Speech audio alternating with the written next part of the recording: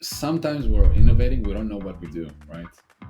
Like when we're doing something in the organization, bringing like new models, like new AI tools, like we're just like super excited about the value to be created. We want to be like, surprising our boss, our organization, that we forget that there's like a huge element of risk that we're putting in place.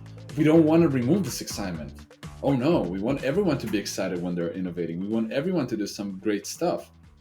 We just want to make sure that, like, we're guiding it right. We're doing it in a proper way.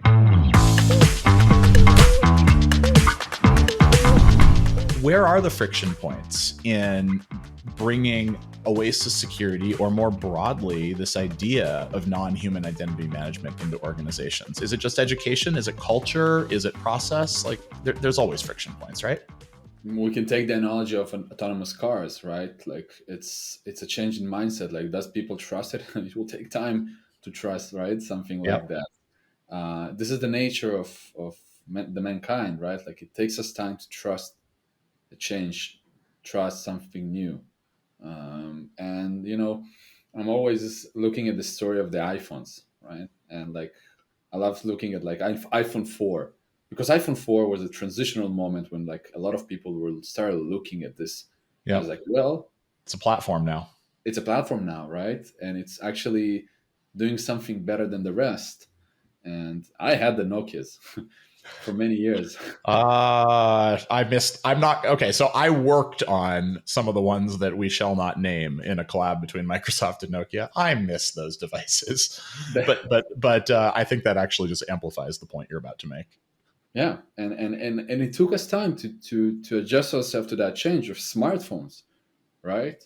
And I love it because it just shows us how the mankind is just like, we needed to trust it, to see the value, to adjust to that, and it takes time. Everything takes time in life. It doesn't matter, right? Like, even building good relationship with your partner or like your friend or whatever it is, it takes time, because we're building trust. We're getting to know it. Like, we're seeing the value of that. We're seeing the mutual value of that, right? And only then we're transitioning. You kind of got me thinking about how it takes time to transition, but then you almost don't notice that it's happened. I think humanity is very good at taking the magical and making it banal and making it every day, right? Like, let's talk about self-driving cars. Like, a disturbing number of my friends are just sort of like, "Oh yeah, that's cool. Of course, there's a Waymo driving around." Um, but actually, that comes with trust, right? To an extent, you're trying to get to a point of blase banality because people trust the software. I think. Exactly. 100%. In 10 years, people will be on the moon and everyone's like, yeah, it's basic, right? Yeah. No, it's not basic right now.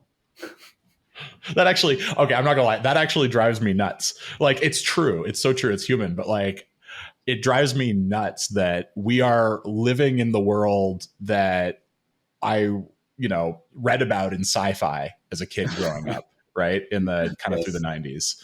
And, you can just look around, you're like, of course, yeah, of course I can talk to my phone and it responds in real time with things that are way smarter than I ever knew. Like, of course. It's bloody magic. I'm always love looking at Back to the Future movie. Like, I'm always like reviewing that again and again and again. And there's some things that I'm saying like, wow, you see, we still don't Yeah. have overboards, and we still don't have like those small meals that we put in the microwave and then become a big meals. But I'm saying there was a lot of things that we were thinking of like futuristic, and like Yeah. right now we're just like, it's, yeah, sure. And it is interesting. I think a lot of the sci-fi that required some kind of like breakthrough or magic in physics, I think, is maybe a little farther away than a lot of the more computational stuff. But I hold out hope for anti-grav and hoverboards. But it does bring us back to this idea that actually, yeah, like let's talk about sci-fi. The threat side of sci-fi doesn't always come up, right? And Back to the Future, right? The negative consequences of these technologies doesn't always come up. And so I think it's comforting to think about people working hard to secure all of these new tools that are in our hands.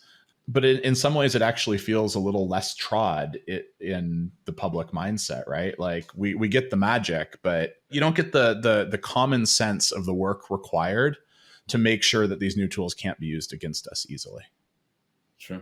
It is, and it's always a challenge, right? Like, we don't like we're sometimes we're innovating, we don't know what we do, right?